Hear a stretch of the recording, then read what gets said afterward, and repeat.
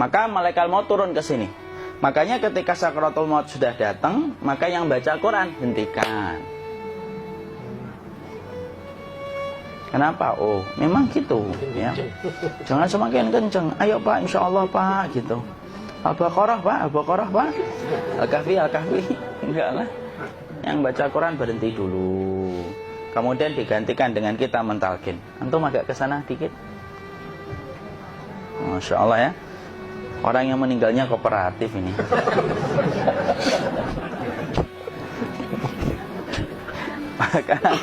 maka agak ke sini ya. Maka disunahkan kita untuk mentalkinnya. Nanti ketika mentalkin jangan terlalu sering, jangan terlalu membebani.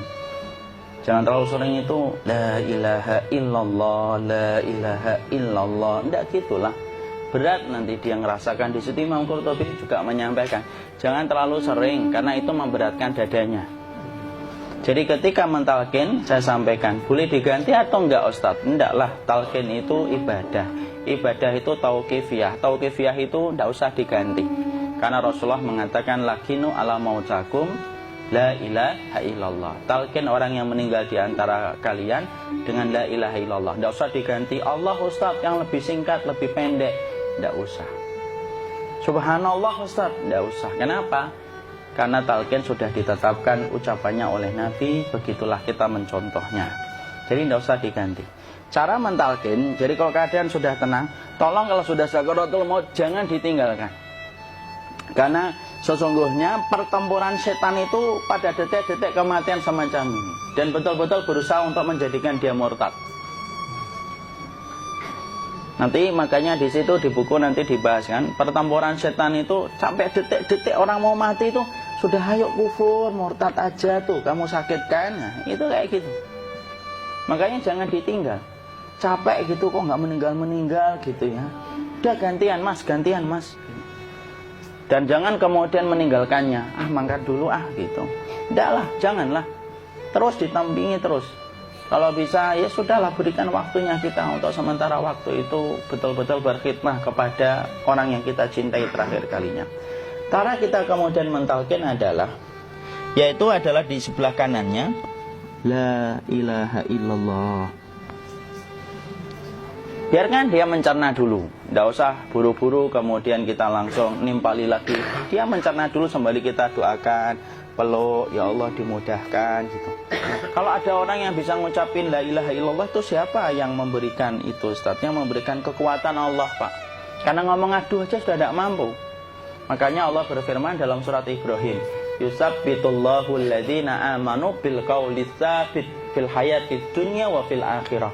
Allah teguhkan perkataan orang yang beriman dalam kehidupan dunia dan akhirat. Dunia itu ya ketika menjelang kematiannya. Makanya dia bisa ngomong la ilaha illallah. Sebenarnya ngomong aduh aja udah gak mampu. Kalau bisa ngomong, dia pasti ngomong aduhnya dulu. Tapi Allah yang menggerakkan. Ngomong la ilaha illallah. Makanya mangkana akhiru kalamihi la ilaha illallah dakhalal jannah. Barang siapa akhir kalamnya itu adalah la ilaha illallah, pasti masuk surga. Makanya kita lagi la ilaha illallah. Dah, cerna dulu. Tidak usah minta diburu-buru ya. Tidak usah gini. Ayo la ilaha illallah. Ayo.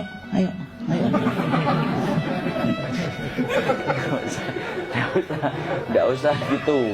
Ya, biarkan dia pelan-pelan gitu. Ayo tapak, ya Allah capek saya Pak. Enggak usah gitu. Dia ucapkan la ilaha illallah. Kemudian dia mencerna.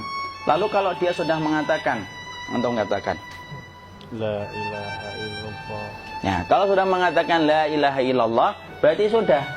Tidak usah ditalkin lagi, tidak usah. Belum meninggal juga sih. Tidak apa-apa, biarin aja. Dia di situ aja.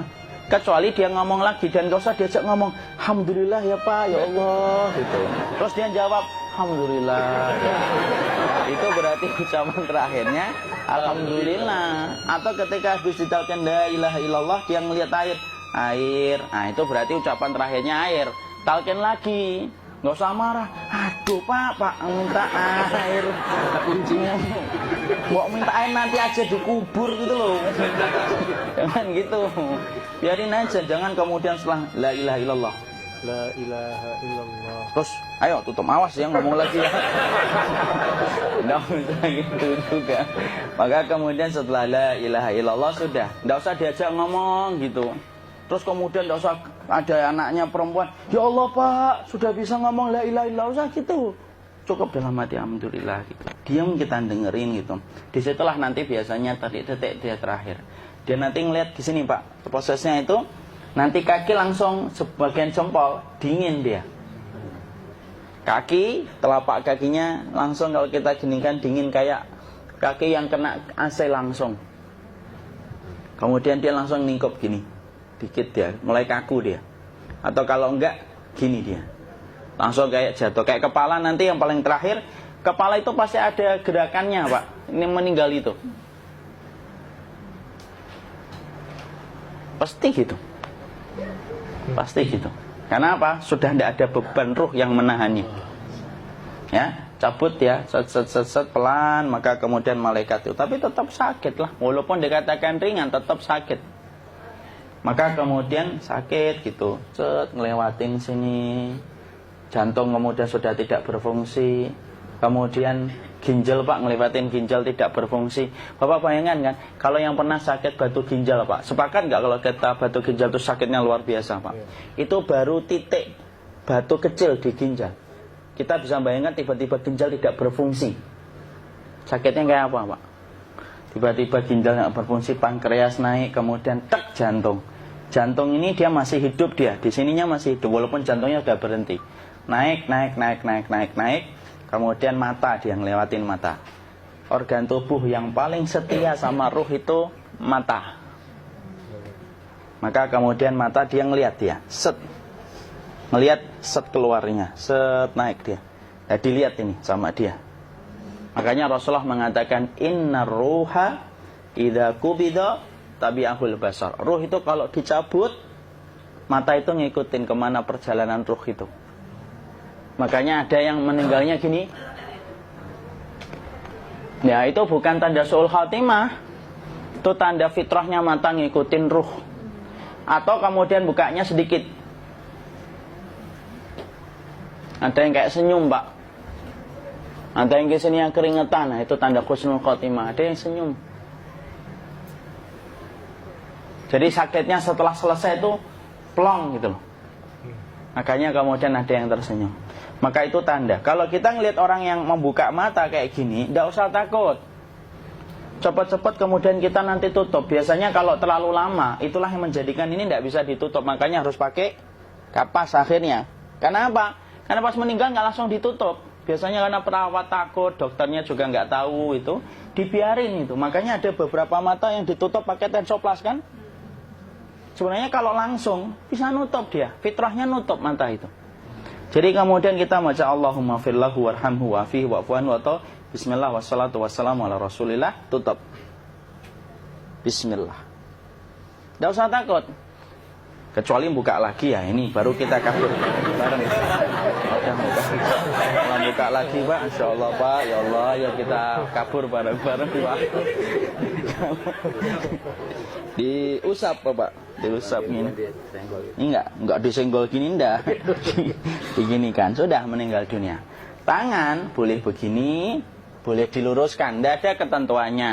Boleh gini, boleh kemudian lurus. Tidak usah disalahin kalau ada yang lurus. Lu itu tangannya gimana sih? Posisikan kayak sholat. Tidak ada perintah kayak gitu. Jadi kemudian dikondisikan saja. Terus maka kemudian dipijit-pijit, akiknya dikeluarin, kemudian jamnya dilepas, gigi palsunya dilepas kalau ada, ya. Kemudian apa setelah itu?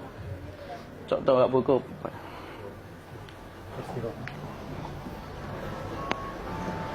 Kemudian kalau bisa awal-awal, kemudian taruh buku atau sesuatu yang agak berat di perutnya ketika baru meninggal dunia. Kenapa kemudian ditaruh kayak gini?